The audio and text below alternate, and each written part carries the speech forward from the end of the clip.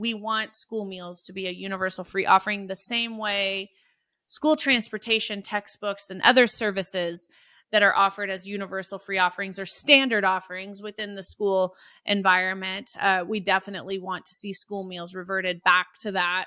And hopefully, the policy will follow. It's definitely, it's driven by policy because USDA school meals are funded in part through Farm Bill. So, with that policy and with the fact that it's within school systems, it's regulated.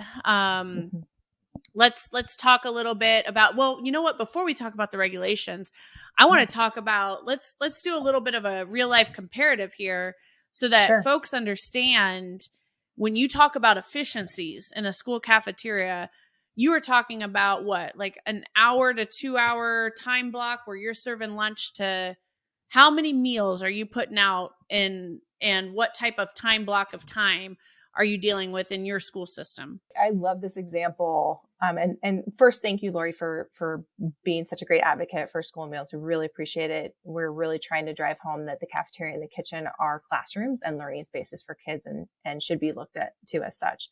So I appreciate your advocacy on our behalf and all the partners that have been there at the table. So, but to that note, we had a school that as we were serving meals for all free for our students last year, we had a high school that all of our high schools have one lunch in Portland. It's open campus across the board for all of our 9 high schools.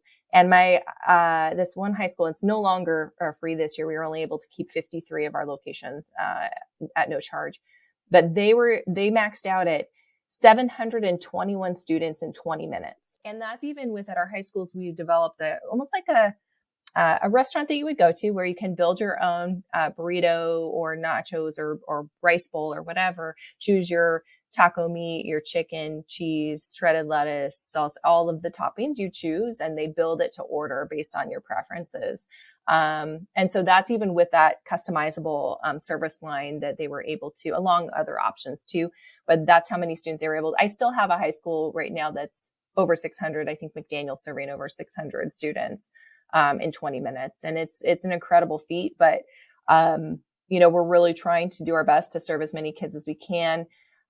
We want it to be a great experience, but at the same time, we also want to make sure they have enough time to eat. And that's probably one of the other factors for participation that we see impact is that students are choosing not to eat with us a lot of times because they don't want to stand in line or don't feel there's enough time to get the food that they want and sit down and enjoy it. So that's been another topic that we've had.